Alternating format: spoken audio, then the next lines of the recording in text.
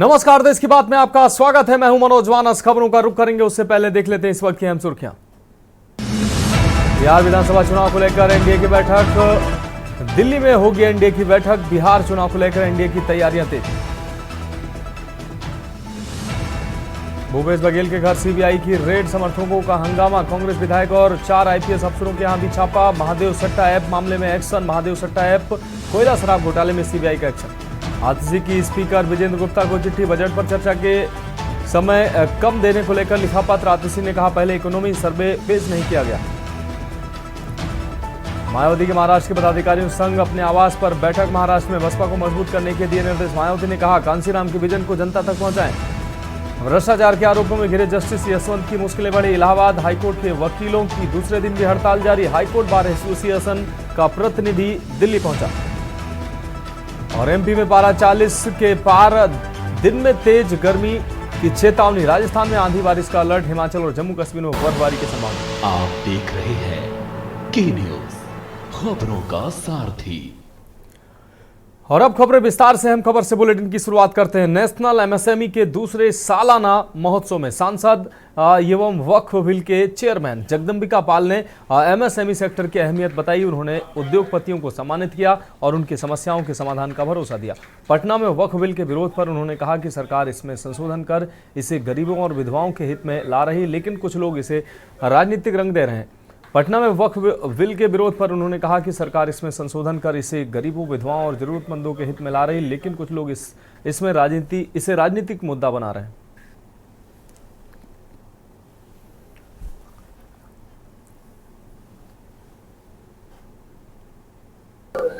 All India national MSME महोत्सव इनका है और इसमें आज हमें आकर के खुशी हुई। और ये देश में इनका एक देश की है, भोजन ना शुरू करें तो अच्छा है। मेरा देश की जीडीपी में ये 30% कंट्रीब्यूट कर रहे हैं।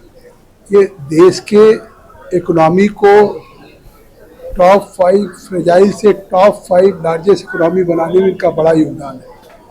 विकसित भारत जो नरेंद्र मोदी जी की कल्पना है, उसको साकार अगर हम कर सकते हैं तो मीडियम, स्मॉल, माइक्रो इंडस्ट्री से ही कर सकते हैं। यमुनानगर के पानसरा रेलवे फाटक के पास एक तेज रफ्तार ट्रैक्टर ट्राली ने बाइक सवार बिजली कर्मी कमल शर्मा को अपनी चपेट में ले लिया, जिससे उसकी मौके पर ही मौत हो गई। कमल शर्मा सहारनपुर रोड स्थित बिजली विभाग में कार्यरत था और छुट्टी के बाद अपने घर लौट रहा था।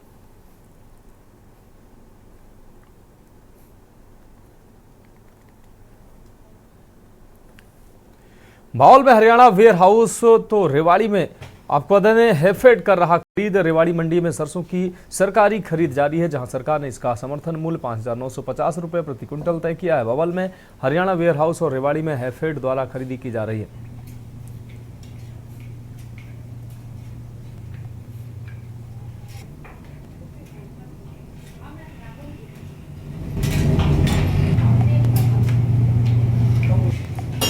साल से ज़्यादा बेहतर व्यवस्था है। जो लंबी लाइन पिछले साल लगती थी वो अब की बार नहीं है इधर। और जो शहर में जो जाम की व्यवस्था होती थी उससे भी छुटकारा मिल गया है।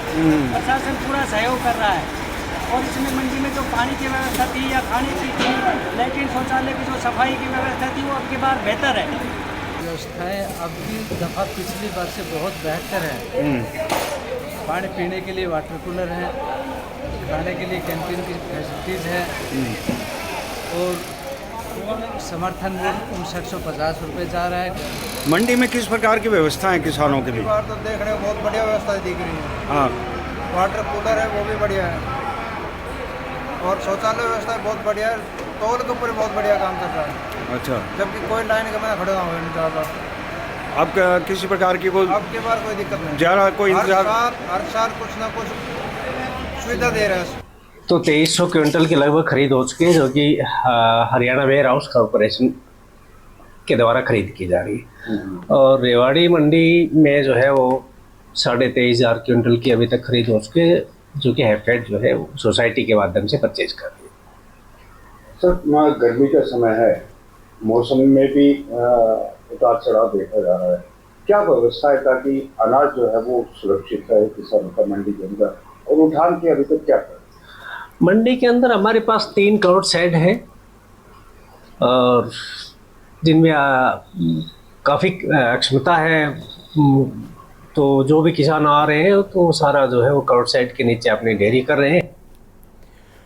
खबर यमुनानगर से, जहां पुलिस अधीक्षक राजीव देसवाल के आदेशानुसार अवैध हथियारों के खिलाफ सख्त कार्रवाई के तहत अपराध शाखा 2 की टीम को बड़ी सफलता हाथ लगी है। टीम ने सचिन महेश नगर अंबाला कैंट और केवल सिंह डिफेंस कॉलोनी अंबाला को गिरफ्तार किया है। डीएसपी आशीष चौधरी ने बताया कि आरोपियों के पास से 4 पिस्टल, 2 पिस्टल मैगजीन, 1 रिवॉल्वर और 51 जिंदा कारतूस बरामद हुए। आरोपी सचिन के खिलाफ पहले से ही कई आपराधिक मुकदमे हैं।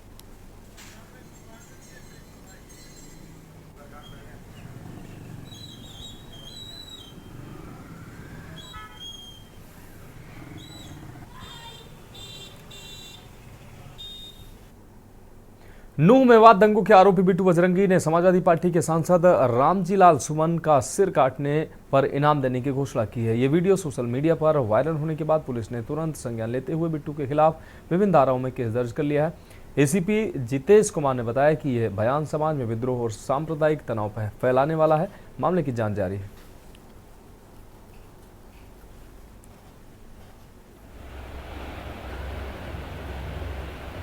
ये 24 मार्च को हमारे संज्ञान में ये बिट्टू बजरंगी का बयान आया। इसमें इन्होंने एक सांसद हैं रामजी लाल, उनका सर काटने की उसमें वो भड़का रहे हैं, भड़काऊ पोस्ट इन्होंने डाली है।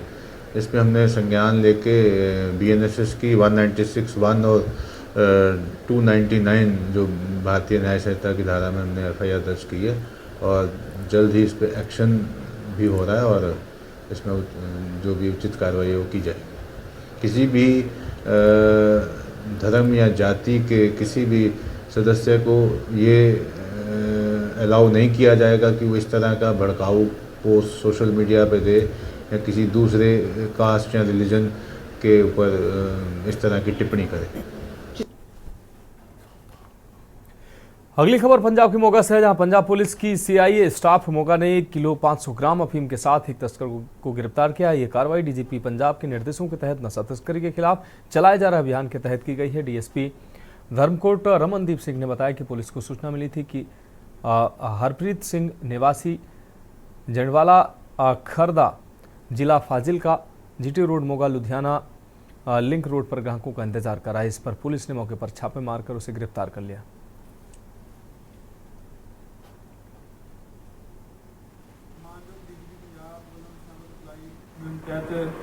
SSP मोगा श्री अजय गांधी IPS साहब के दिशा निर्देशों हेठ CIA की टीम को वड्डी सफलता मिली।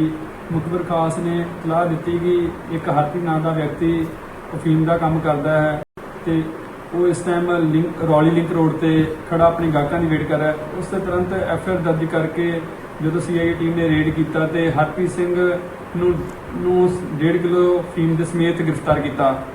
गिरफ्तार करने तो बाद अज इस मानयोग अदालत के पेश किया जाऊगा।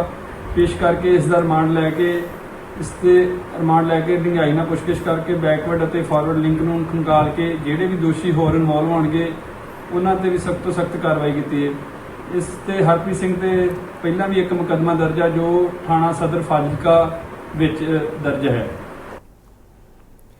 अगली खबर मध्य प्रदेश की डिंडोरी से है, जहां आपको बता दें ICDS द्वारा पोषण एवं पढ़ाई भी एवं प्रशिक्षण कार्यक्रम आयोजित किया गया। एकीकृत बाल विकास सेवा के तहत पोषण और शिक्षा को बढ़ावा देने के लिए विशेष प्रशिक्षण कार्यक्रम आयोजित किया गया। इसमें आंगनबाड़ी कार्यकर्ताओं, सहायिकाओं और पोषण विशेषज्ञों ने भाग लिया। कार्यक्रम का मुख्य उद्देश्य बच्चों और गर्भवती महिलाओं में कुपोषण की रोकथाम, संतुलित आहार की जानकारी और शिक्षा के महत्व पर जागरूकता बढ़ाना था। विशेषज्ञों ने बताया कि शुरुआती वर्षों में सही पोषण बच्चों के संपूर्ण विकास में अहम भूमिका निभाता है।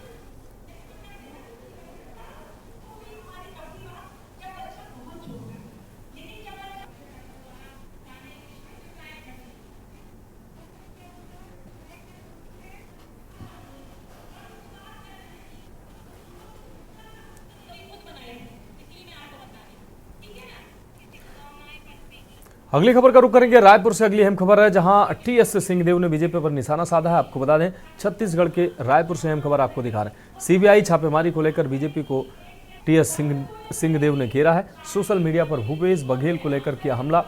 एजेंसियों का भूपेश बघेल को परेशान करना निंदनीय है।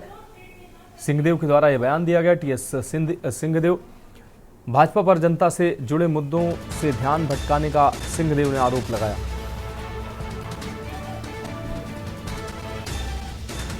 तो छत्तीसगढ़ के पूर्व उप मुख्यमंत्री हैं टीएस सिंहदेव, जिन्होंने बीजेपी पर निशाना साधा है।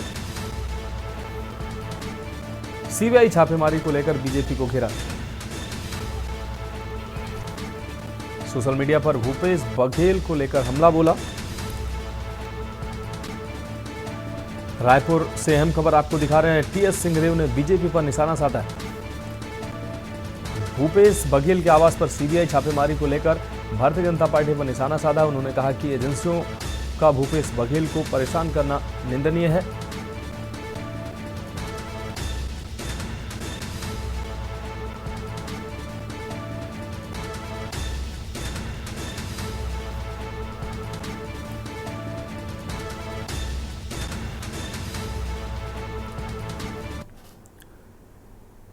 देश के बाद में उत्तर प्रदेश की खबरों का रुख करते हैं। बिजनौर से अहम खबर है, जहां पानी से भरे टब में डूबकर मासूम की मौत हुई है। मासूम बच्ची की दर्दनाक मौत हुई है। पानी के टब में डूबने से बच्ची की दर्दनाक मौत हुई है। बच्ची की मां ने अपने पति पर ही आरोप लगाया है। पति पर बेटी की हत्या का आरोप लगाया है। कुछ समय पहले बच्ची को गोद दिया गया था। जाहिद नाम के व्यक्ति को बच्ची को गोद दिया गया था। बढ़ापुर पुलिस ने बच्ची का शव पोस्टमार्टम के लिए भेजा है। रेहड़ थाना क्षेत्र के मोहल्ला भोजपुर का यह पूरा मामला है।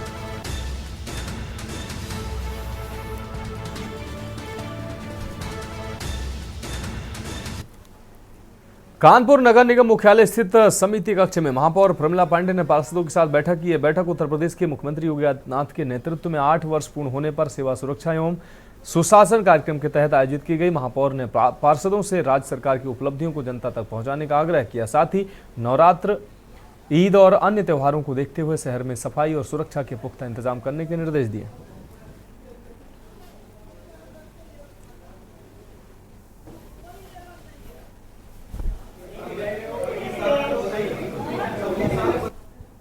हम लोग काफी दिन से एक साथ बैठ नहीं पाए थे, इसलिए भी बुलाया। और दूसरे हमारी सरकार के, योगी सरकार के 8 साल हो गए थे जो हमारे 3 दिन लगातार प्रोग्राम।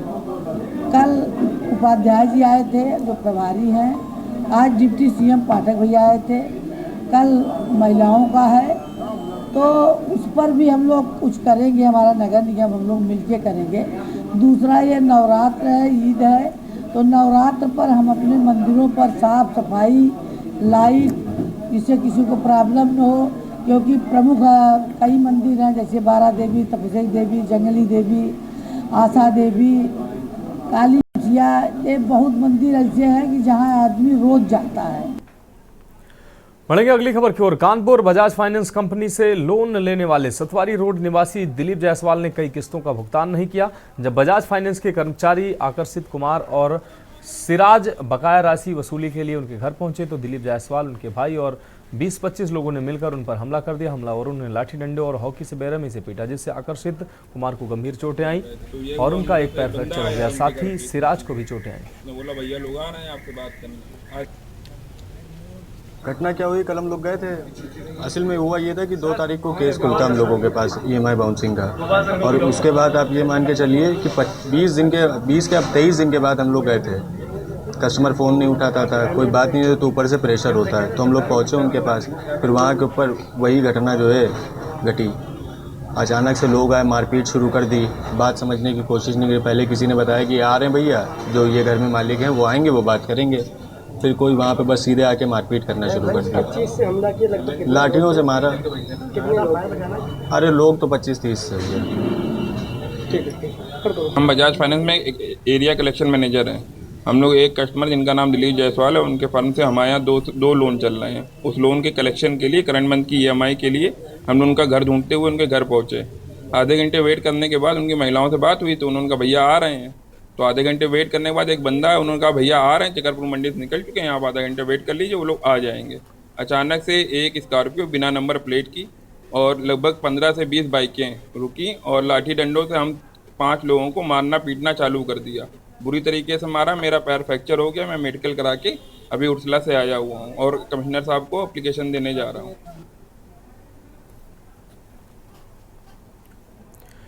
आपको बता दें उत्तर प्रदेश सरकार के 8 वर्ष पूर्ण होने और कानपुर पुलिस कमिश्नरेट की स्थापना के 4 वर्ष पूरे होने के अवसर पर महिला सुरक्षा और सशक्तिकरण पर एक विशेष गोष्ठी का आयोजन किया गया। गोष्ठी में महिला सुरक्षा, अधिकारों और जागरूकता पर चर्चा हुई। इस अवसर पर राज्य महिला आयोग की सदस्य पूनम द्विवेदी, महिला पुलिसकर्मी, महिला सभासद, ग्राम प्रधान, डॉक्टर, वकील, सोशल वर्कर, काउंसलर, घरेलू महिलाएं और महिला पुलिस अधिकारी मौजूद रहे।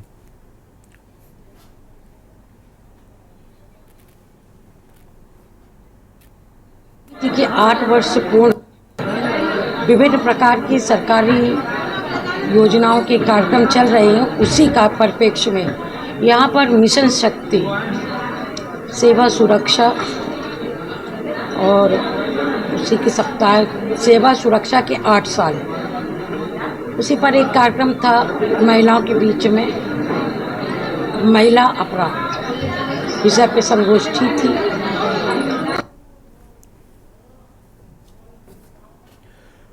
खबर कानपुर से है, जहां केडीए परिसर के पीछे अधिवक्ता लेन में एक लंगूर बंदर के अचानक पहुंचने से हलचल मच गई। बंदर को देख लोगों की भीड़ जुट गई। कुछ ने उसे खाने पीने की चीजें दी तो कुछ ने मोबाइल से वीडियो और फोटो खींचे। राहगीरों ने गाड़ियां रोककर नजारा देखा और वीडियो सोशल मीडिया पर वायरल कर दिया।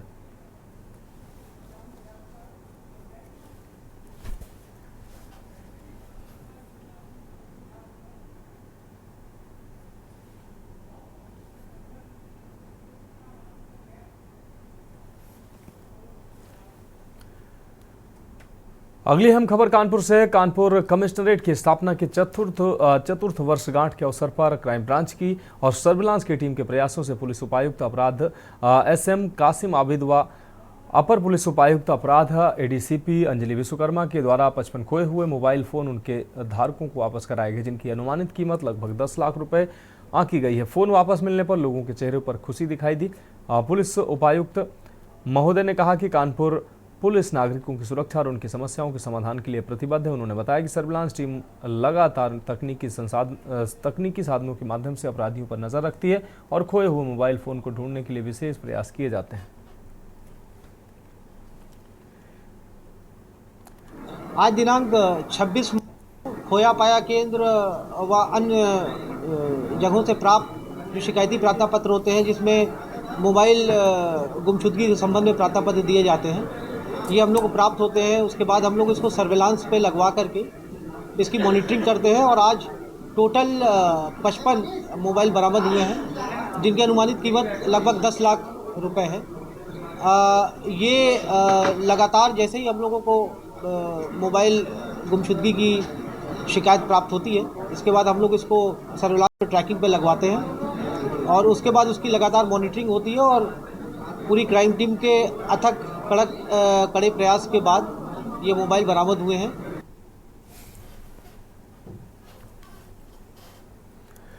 रुक रही है अगली अहम खबर का। कानपुर के चकेरी थाना क्षेत्र के श्यामनगर पुल पर एक चलती स्विफ्ट कार अचानक आग की लपटों से गिर गई। कार में सवार चालक ने समय रहते कूदकर अपनी जान बचाई।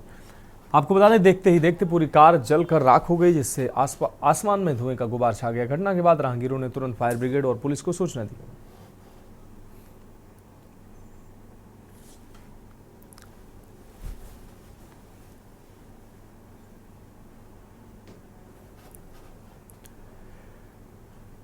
अगली खबर झांसी से, जहां प्रेमनगर थाना क्षेत्र में पुलिस, स्वाट और सर्विलांस टीम ने मिलकर 2 वाहन चोरों को गिरफ्तार किया है। पकड़े गए आरोपियों में राकेश लोधी और आपको बता दें हरिपत के पास से 9 बाइक, 1 3 पहिया वाहन, 1 ट्रैक्टर और 2 देसी तमंचे बरामद हुए।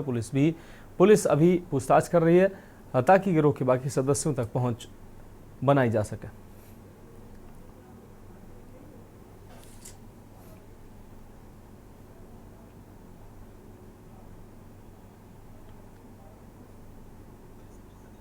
द्वारा अपराधियों के विरुद्ध चलाए गए अभियान के तहत आज थाना टीम के द्वारा 2 शातिर वाहन चोरों को गिरफ्तार किया गया है, जिनसे कुल 9 मोटरसाइकिलें, जिसमें एक बुलेट भी शामिल है, तथा एक ट्रैक्टर जो थाना रक्षा से चोरी हुआ था और एक आपे जो थाना बगीना से चोरी हुआ है, इसको बरामद किया गया है। संबंधित धाराओं में इनको जेल भेजा जा रहा है। ये दोनों ही अपराधी करेरा के रहने वाले हैं, जिसमें राकेश लोधी इनका गैंग लीडर है तथा दूसरा हरिपत और एक साथी इनका अभी फरार है, जो अभी पूछताछ से हम लोगों को पता चला है। इसके अलावा भी अगर इनके गैंग में और लोग शामिल है तो उस पर भी हम लोग काम कर रहे हैं।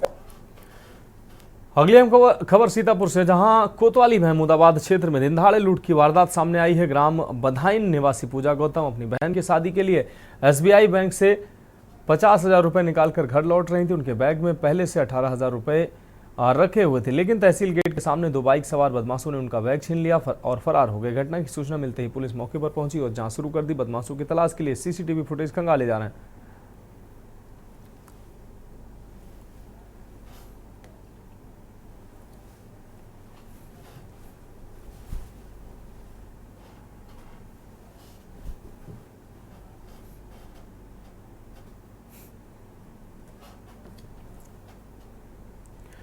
रुक करेंगे अगली अहम खबर का। उत्तर प्रदेश सरकार के 8 साल पूरे होने पर रानी दुर्गावती मेडिकल कॉलेज में सुशासन दिवस का आयोजन किया गया। इस मौके पर औद्योगिक विकास मंत्री नंदगोपाल गुप्ता नंदी ने सरकार की उपलब्धियां गिनाई। सदर विधायक प्रकाश द्विवेदी भी कार्यक्रम में मौजूद रहे। हालांकि हकीकत इससे जुदा नजर आई। मंत्री ने बांदा में औद्योगिक विकास पर कोई चर्चा नहीं की और भाषण के दौरान सिर्फ आंकड़ों का बखान करते रहे।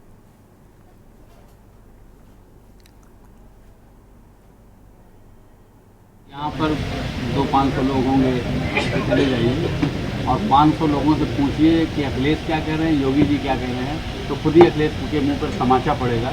ऐसे लोग जिनको विरासत में गद्दी मिल गई है, बुद्धि नहीं मिली, तो निश्चित रूप से अखिलेश की जो बचकानी हरकत आप देखिए, कई निर्णय जो वो कहते हैं ना खूब के चाटने वाली कहावत, कई निर्णय उन्होंने लिए, उसके बाद उन्होंने वापस लिए।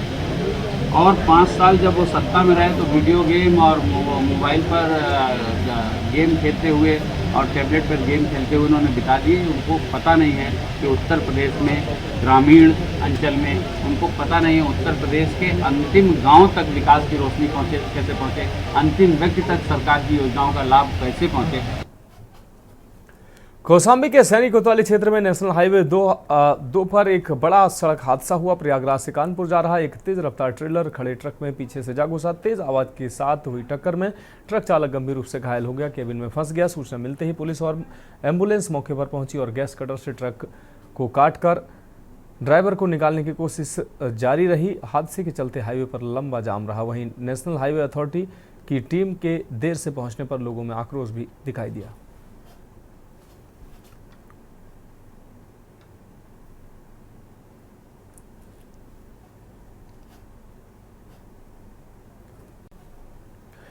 अगली खबर मिर्जापुर से, जहां सूबे के मुख्यमंत्री का कल मिर्जापुर का दौरा रहेगा। वह दोपहर 12 बजे उनका आगमन होगा, जिसके बाद वह BLJ ग्राउंड में जनसभा को संबोधित करेंगे। इसके बाद मुख्यमंत्री मां विंध्यवासिनी मंदिर में दर्शन और पूजन करेंगे। दौरे के मद्देनजर प्रशासन ने कड़े सुरक्षा के इंतजाम किए। शाम 4 बजे CM योगी लखनऊ के लिए रवाना होंगे।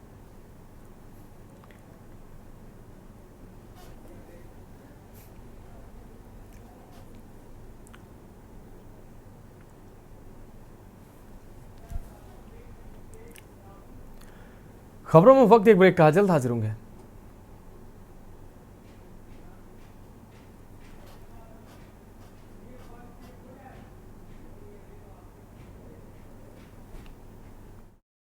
ब्रेक के बाद इसकी बात में एक बार फिर से आपका स्वागत है। रुक करेंगे अगली अहम खबर का। हमीरपुर से अगली अहम खबर, जहां ICSE बोर्ड की 10वीं कक्षा की बायोलॉजी परीक्षा की कॉपियां गुम हो गई थी, जो एक प्राइवेट फैक्ट्री में काम करने वाले व्यक्ति को मिली। उसने तुरंत इसकी सूचना DTDC एक्सप्रेस कोरियर एजेंट को दी। एजेंट ने एग्जाम कॉपियां मिलने पर 25,000 रुपये का इनाम देकर व्यक्ति को सम्मानित किया। इस घटना के बाद DTDC कोरियर कंपनी ने राहत की सांस ली। मामला थाना सुमेरपुर के बाकी रोड इलाके का है।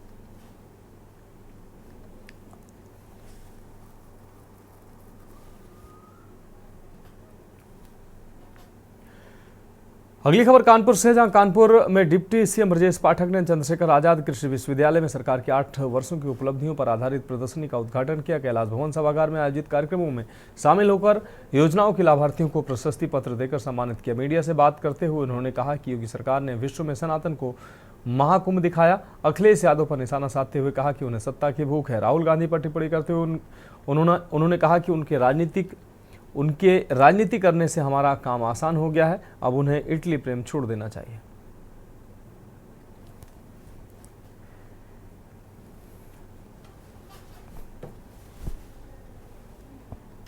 देहात में जाकर देखेंगे, शहर में देखेंगे, सभी को शौचालय मिला है।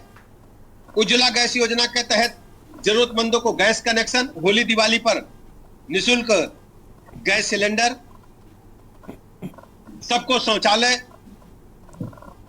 किसान सम्मान निधि, छोटे बच्चों को उनकी निःशुल्क ड्रेस, जूता मोजा, पाठ्य पुस्तकें, मध्याह्न भोजन, स्मार्ट क्लासेज, माध्यमिक शिक्षा में नकल विरोधी परीक्षाएं और टीचर्स का हमेशा उपस्थित रहना, बच्चों को गुणवत्तापरक शिक्षा प्रदान करना। उस शिक्षा में भी बड़ी संख्या में यूनिवर्सिटीज नहीं बनी है, दुगनी लगभग संख्या हुई है।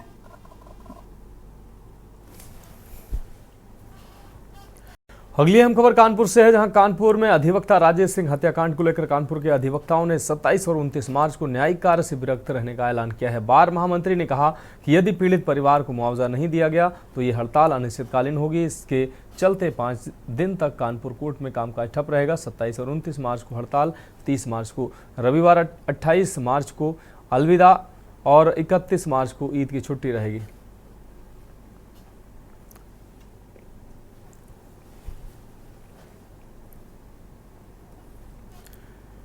लखनऊ दुबग्गा में सराफा व्यापारी रूप नारायण सोनी हत्याकांड का पुलिस ने सनसनीखेज खुलासा किया। जांच में सामने आया है कि मृतक व्यापारी नाबालिग लड़कियों से मोटे ब्याज पर पैसे वसूलता था। ब्याज न चुका पाने की स्थिति में व्यापारी ने लड़कियों पर शारीरिक संबंध बनाने का दबाव बनाया, जिससे परेशान होकर उन्होंने अपने मौसेरे भाई गोलू और विनय के साथ मिलकर हत्या की साजिश रची। साजिश के तहत व्यापारी को घर बुलाया गया, जहां ईंट से कूच कर उसकी हत्या कर दी गई। इसके बाद गोलू, विनय और उनके साथी हंसराज ने शव को एम्बुलेंस में डालकर घैला पुल के पास फेंक दिया।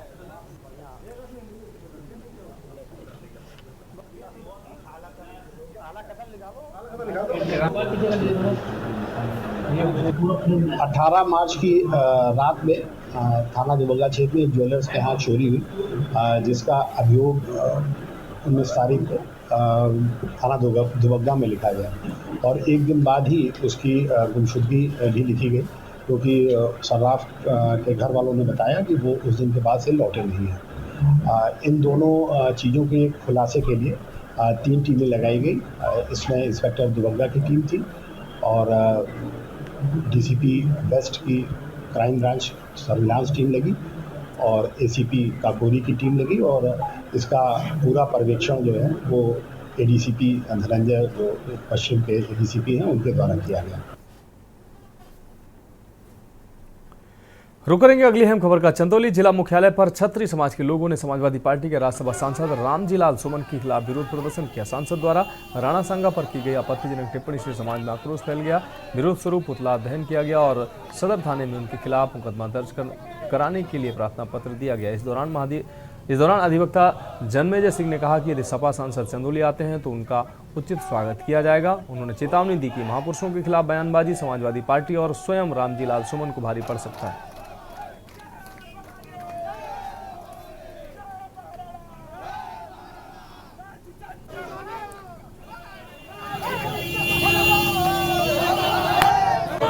कि हमारे महापुरुष हमारे ही नहीं है, महापुरुष किसी जाति के नहीं होते हैं, महापुरुष सबके होते हैं और किसी भी व्यक्ति को अपने महापुरुषों पे किसी भी तरह गलत टिप्पणी करने का कोई अधिकार कोई पार्टी, कोई संस्था नहीं देती है। लेकिन इस समय लगातार एक फैशन बन गया है कि हमारे महापुरुषों को जो उठ रहा है वही कुछ न कुछ बोल दे रहा है। अभी ताजा मामला है, सुमन जी सांसद है राज्यसभा के सपा के, इन्होंने भी बोला है कि जो है ये हमारे महाराणा सांगा जी हमारे जो है वो देश के गद्दार थे।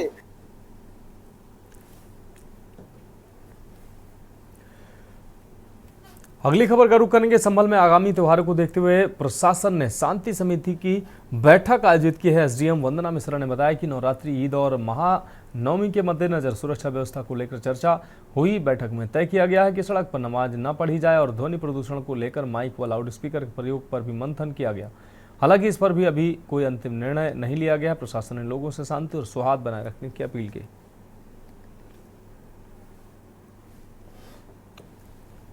समिति की बैठक की गई है, किस तरह की उसमें शिकायतें मिली है, क्या कुछ रहा है? शांति समिति की बैठक आने वाले त्योहारों को लेकर की गई है, जिसमें नवरात्रि का त्यौहार है और इसके अलावा ईद है, फिर उसके बाद महानवमी का त्यौहार है, तो उसके संबंध में बैठक की गई थी और उसमें जो भी लोग उपस्थित रहे शांति समिति की बैठक में, उन लोगों ने अपने जो भी समस्याएं आ रही है त्योहार के दौरान, जैसे कभी कभार बिजली की समस्या, कभी पानी की समस्या, इस तरह की छोटी छोटी चीजें जो हैं, कहीं नाली वगैरह खुली पड़ी है या कोई दिक्कत है, तो उसके संबंध में छोटी छोटी चीजों से अवगत करा है। उसके निस्तारण के लिए लोगों को अवगत करा दिया गया। नमाज के लिए चर्चा ये रही कि ये बता दिया गया है कि, और ये लोग सहमत भी थे कि सड़क पर नमाज नहीं पढ़ना है, जो पूर्व से ही लागू है।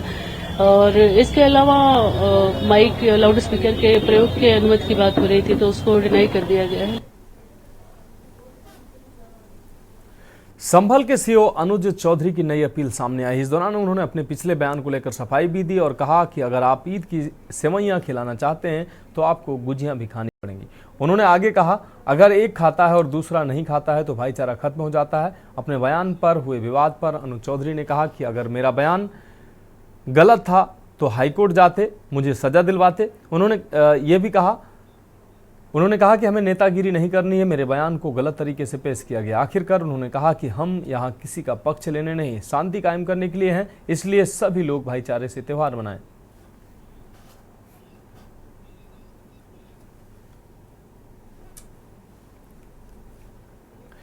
आगरा में राज्यसभा सांसद रामजीलाल सुमन के घर पर हुए हमले को लेकर समाजवादी पार्टी के राष्ट्रीय अध्यक्ष अखिलेश यादव ने बड़ा बयान दिया है। अखिलेश यादव ने कन्नौज में पत्रकारों से बातचीत के दौरान कहा कि रामजीलाल सुमन पर हमला इसलिए हुआ है क्योंकि वे दलित हैं।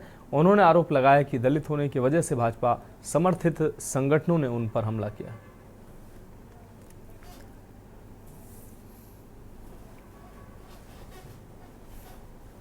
इतिहास के पन्ने पलटने की शुरुआत किसने की?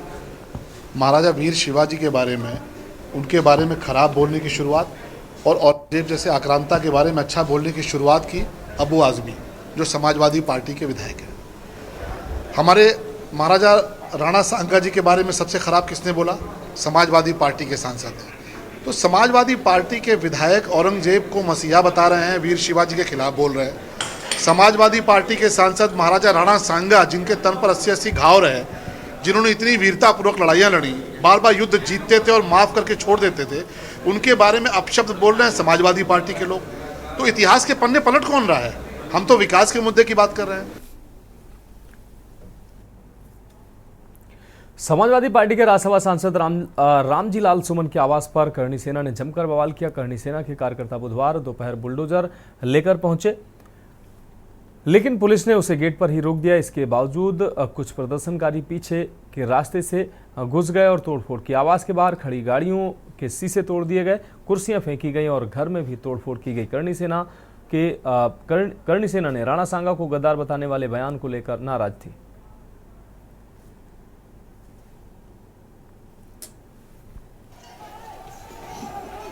विरोध का रूप आज ये हो गया है कि लोग घरों तक पहुंचे हैं और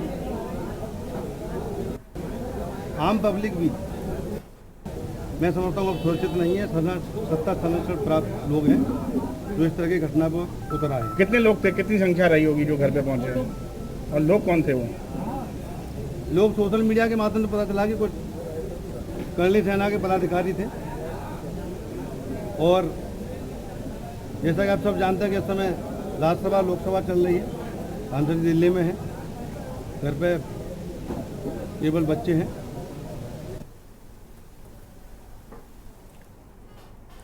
आगरा में सपा राज्यसभा सांसद रामजीलाल सुमन के आवास पर करणी सेना के कार्यकर्ताओं द्वारा की गई तोड़फोड़ के मामले पर आगरा के एडिशनल कमिश्नर संजीव त्यागी का बयान सामने आया। संजीव त्यागी ने कहा कि पुलिस मामले की गहन जांच कर रही है और दोषियों के खिलाफ सख्त कार्रवाई की जाएगी। उन्होंने बताया कि शहर में किसी भी तरह की अशांति बर्दाश्त नहीं की जाएगी और कानून व्यवस्था बनाए रखने के लिए पुलिस सतर्क है।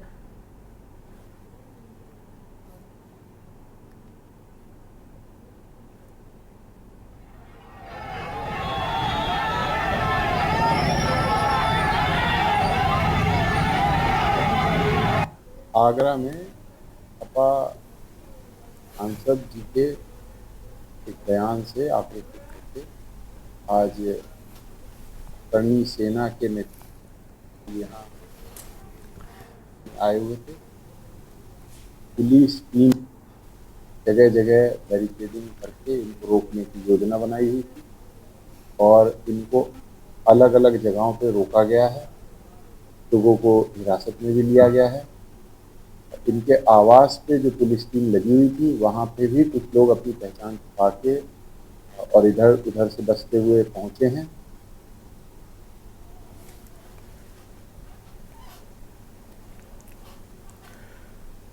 अगली अहम खबर आगरा से है, जहां समाजवादी पार्टी के सांसद के घर के बाहर युवकों द्वारा किए गए प्रदर्शन पर फतेहपुर सीकरी के भाजपा सांसद राजकुमार चाहर ने प्रतिक्रिया दी। उन्होंने कहा कि यह स्वाभाविक प्रतिक्रिया है। उन्होंने महान योद्धा महाराणा सांगा के खिलाफ दिए गए बेशर्मी भरे बयान से देश भर में आक्रोश है। सांसद चाहर ने कहा कि युवक जोश में हैं, उन्होंने कुछ भी गलत नहीं किया है। उन्होंने इसे राष्ट्र भावना से जुड़ा मुद्दा बताया और कहा कि महाराणा सांगा का अपमान कोई भी सहन नहीं करेगा।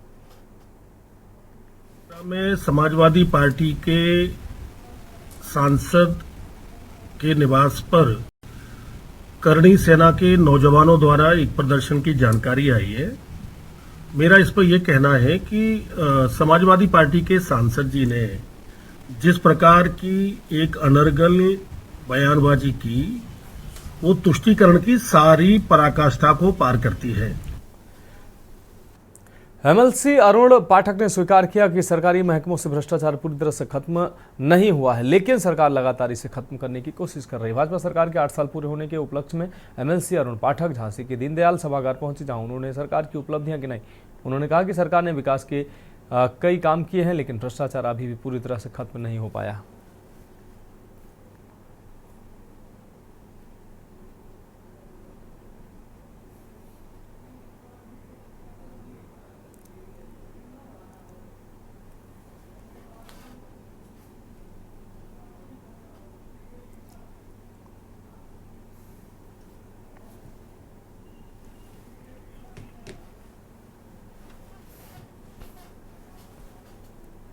करप्शन की क्या स्थिति तो उत्तर प्रदेश की जनता भूल रही है।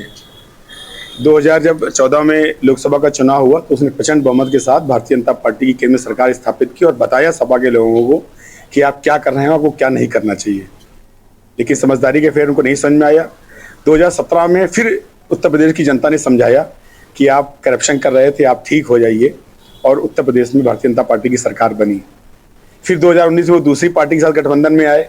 फिर उनको बताया कि आपका ये गठबंधन नापाक है, गठबंधन ठीक नहीं है, हमारी योगी और मोदी जी की डबल इंजन की सरकार शानदार है। फिर उनको मुंहतोड़ जवाब दिया। यही काम 2022 में हुआ, यही काम 2024 में हुआ। 14 मार्च को सीतापुर के रतनगंज गांव में दिनेश नामक युवक की नदी में डूबकर मौत हो गई। दिनेश ने अपने परिवार के एक बच्चे को बचाने के लिए नदी में छलांग लगाई, लेकिन इस दौरान वो खुद डूब गए। घटना के बाद समाजवादी पार्टी की डेलीगेशन टीम रतनगंज गांव पहुंची और मृतक के परिवार से मुलाकात कर संवेदनाएं व्यक्त की।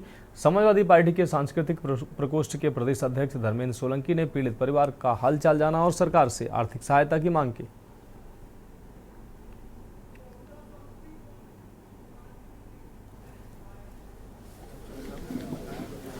देखिए, इस रतनगंज गांव के एक भुर्जी भोजवाल समाज का नौजवान साथी जो अपने चचेरे भाई को, जो नदी में डूब रहे थे, उनको बचाने के लिए नदी में कूद के अपने चचेरे भाई की जान को तो बचा लिया, लेकिन अपने चचेरे भाई को बचाने के चक्कर में स्वयं वह नौजवान शहीद हो गया। यूं कहिए कि शहीद हो गया, अपनी प्राणों की आहुति दे दिया।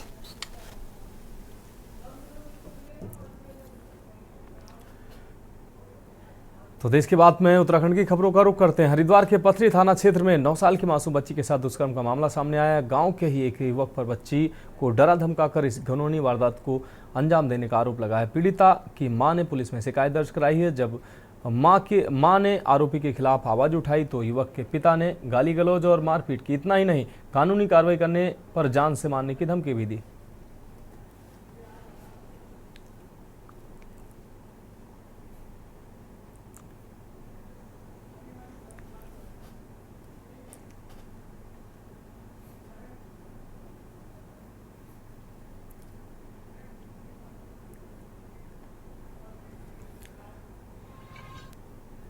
अगली खबर लक्सर से है, जहां रुड़की मार्ग स्थित उत्तराखंड परिवहन विभाग के स्वचालित परीक्षण स्टेशन पर वाहन स्वामी ने अवैध वसूली का आरोप लगाया। आरोप है कि फिटनेस प्रमाण पत्र के नाम पर दलाल और अधिकारी मिलकर वाहन मालिकों से 5,000 रुपये वसूल रहे।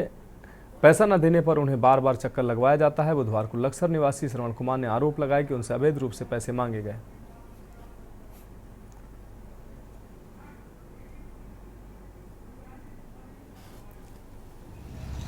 अपना ये छोटा हाथी ये मेरा खड़ा है, इसको मैं फिटनेस सेंटर के लिए यहाँ फिटनेस करवाने के लिए लेके आया था। फिटनेस सेंटर ये लंडोरे में है यहाँ पर जी। तो यहाँ पर जब मैं आया तो मुझे कोई ज्ञान नहीं था। उन्होंने कहा कि भी हम आपकी गाड़ी का फिटनेस कर देंगे, इसके 5,000 रुपये लगेंगे। तो मैंने कहा जी क्या नाम है इसकी रसीद नहीं कटेगी, क्या नाम रसीद 1300-1400 रुपये कटेगी, आप बाहर से कहीं से कटवा करके ले आइए। लेकिन बात वही आई, जब मैं सामने साइबर कैफे वाले के पास में जाता हूँ तो उसने मुझे मना कर दिया कि लड़का है नहीं। फिर जब उन्होंने कहा कि भी बात बनने वाली नहीं तो उन्होंने दोबारा दूसरे साइबर कैफे वाले के पास मेरे पास भेज दिया। जब मैंने वहाँ जाकर के 1300 रुपये की रसीद कटवाने की बात करी तो उन्होंने कहा कि तुम अपने आप फिटनेस करवाओगे। मैंने कहा कि हम अपने आप फिटनेस करवाएंगे। कहना आप अपने आप फिटनेस करवाओगे तो फिटनेस होगी नहीं।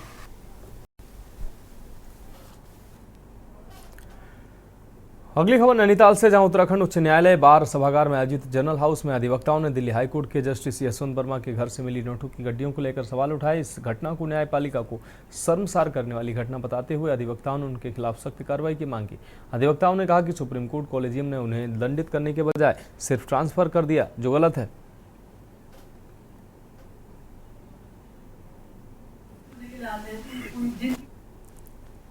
आज जो हाईकोर्ट बार एसोसिएशन ने आम सभा बुलाई है, इस बात के लिए बुलाई है कि यशवंत वर्मा केस में जैसे जैसे चीजें आ रही हैं, और क्योंकि उनके घर में आग लगने के बाद ये अफवाह फैली या ये आया घटना कि वहां नोटों से बड़े हुए बोरे मिले हैं, लेकिन क्योंकि सुबह आई ये खबर, शाम को फिर वो दब गई, फिर ट्रांसफर किया गया 20 तारीख को उनको कॉलेजियम, सुप्रीम कोर्ट को कॉलेजियम द्वारा, फिर उसका उनको रोक दिया गया, फिर 24 को फिर कर दिया गया। लेकिन इस बीच ये कोई खबर नहीं आई कि भाई एक्चुअली पैसा किसका था, किसने दिया था और कितना था। ये खबर ना आने के बाद, क्योंकि ये सोशल मीडिया, क्योंकि आज जो है जनता सोशल मीडिया में सभी जागरूक लोग हैं, पूरे देश में ये खबर हर वकीलों को, पूरे हाईकोर्टों को फैली हुई है। और ये पिछले संडे को 23 तारीख में हाईकोर्ट बार एसोसिएशन, पूरे देश के हाईकोर्ट बार एसोसिएशन के अध्यक्षों की एक ऑनलाइन मीटिंग हुई थी, उसमें भी इस पे जो है अपना वक्तव्य जारी किया गया। वो 27 तारीख को कल सभी लोग दिल्ली में चीफ जस्टिस से मिलने वाले हैं। इम्पीचमेंट का है, मैंने कहा कि रामास्वामी के उसमें इम्पीचमेंट चला था, पार्लियामेंट से फेल हो गया, और जो दुर्भाग्यपूर्ण आज भी ये परिस्थितियां आ गई हैं कि जज को हटाने के लिए इस सरकार को, इस पार्लियामेंट को, इस व्यवस्था को इम्पीचमेंट अवश्य लाना चाहिए पार्लियामेंट में, और इसको इम्पीचमेंट के चलते एक ही रास्ता है, बर्खास्त किया जाना चाहिए, यही एक रास्ता है।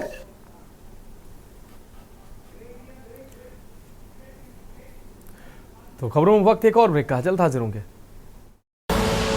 आप देख रहे हैं के न्यूज, खबरों का सारथी।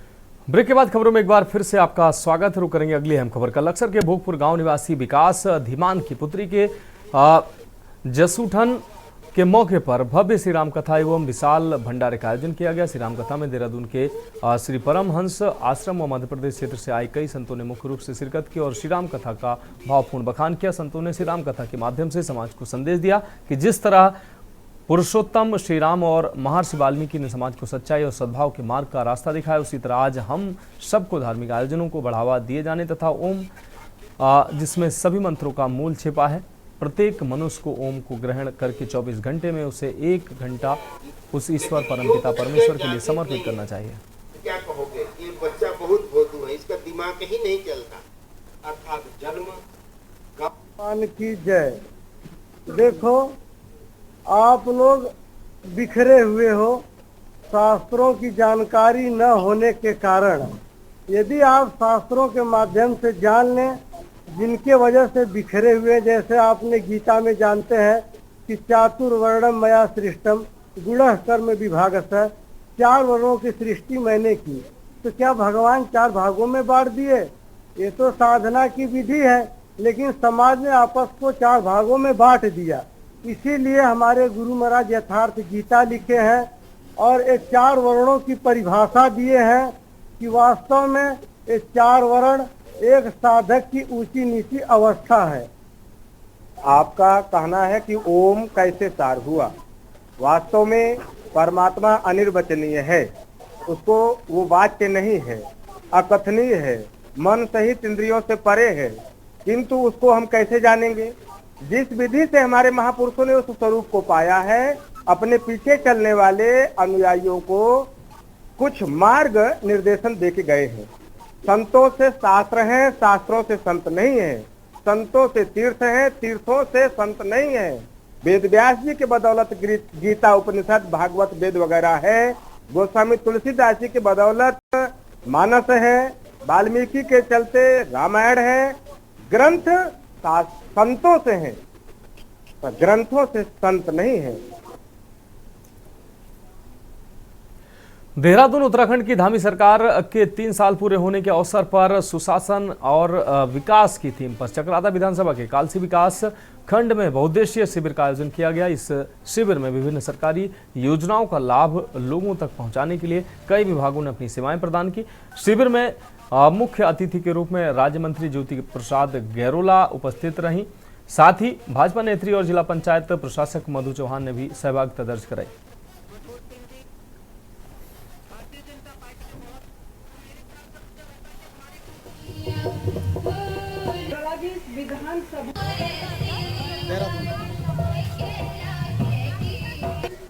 देखिए, धामी सरकार ने 3 साल पूरे करे हैं और सेवा, सुशासन और विकास के माइलस्टोन हम लोग कह सकते हैं कि इन 3 सालों में हुए हैं। अगर मैं उत्तराखंड की बात करूं तो फिर बहुत लंबा चौड़ा हो जाएगा। मैं तो सिर्फ अगर इस चक्राता विधानसभा की बात करूं तो चक्राता विधानसभा को मुझे लगता है कि सबसे ज्यादा फायदा इस सरकार में हुआ है। हम लोग कह सकते हैं कि हरिपुर का, कालसी का जो पुराना वैभव था, हरिघाट, उसको हम लोग वापस ला रहे हैं। के सभी 95 विकास खंडों में यह सरकार के 3 वर्ष पूरा होने के दूसरे चरण के कार्यक्रम शुरू हुए हैं। आज कालसी विकास खंड में यहाँ पर यह कार्यक्रम हो रहे हैं। 25 विभागों के स्टॉल यहाँ पर लगे हुए हैं और हजारों की संख्या में माताओं बहनों ने स्टॉलों में सरकार के विभिन्न प्रकार के कार्यक्रम का लाभ ले रहे हैं। और यह 3 साल वास्तव के बेमिसाल के साल हैं। हमने यूसीसी बनाने का काम किया, हमने नकल माफियाओं को समाप्त करने का काम किया। देखिए, ये सबसे बड़ी गर्व का विषय है कि हमारे इस कालसी में हम अभी खुद भी देख रहे हैं तो सारे विभाग यहाँ पर उपस्थित है। नहीं तो हमारे लोगों को दर दर की ठोकरें खानी पड़ती है। कोई कहीं जाता, कभी कोई अधिकारी नहीं मिलता, कभी कोई कर्मचारी नहीं मिलता। लेकिन आज यही मौके पर सारे अधिकारी और मौके पर ही हर चीज का निस्तारण किया जा रहा है। सरकार के 3 साल भी पूरे हैं, काफी लोगों की समस्या है। अभी आप एक व्यक्ति से मिले, उनकी समाज कल्याण से पेंशन नहीं आ रही है, तो इस बारे में क्या कहना चाहते हैं आप? उसी चीज के लिए ये शिविर लगा है। अगर जिसकी नहीं लगी है उसी के लिए आज यहाँ पर समाज कल्याण का विभाग बैठा हो, आप यहाँ पर आए और यही कहीं उनका समाधान हो जाएगा। क्या नाम है आपका? आज आप यहाँ आए हो, ये शिविर लगा है, आपको किस तरह की समस्या है? बस ये समस्या है, मेरी ना तो पेंशन आती है ना किसान निधि। कब से आपकी पेंशन नहीं आ रही है? कब से किसान निधि नहीं आ रही? किसान निधि को तो 3-4 साल हो गए पेंशन को, किसान निधि 1 साल से। तो यहाँ इन्होंने शिविर भी लगाया है, समाज कल्याण के लोग भी आए हैं, तो इन्होंने आपको क्या आश्वासन दिया है, क्या बोला है? बोला है कि हो जाएगा। मतलब 3-4 साल से आपकी पेंशन नहीं आ रही है, तो क्या कारण है, क्यों नहीं आ रही है? आगे आपने उच्च अधिकारी से बात नहीं करी इस बारे में? अधिकारी से बात करी कि क्यों नहीं आ रही? बात तो क्या कहते हैं लोग? तो फिलहाल देश की बात में अभी के लिए मेरे साथ इतना ही। मुझे दीजिए इजाजत और आप देखते रहिए के न्यूज इंडिया। आप देख रहे हैं के न्यूज, खबरों का सारथी।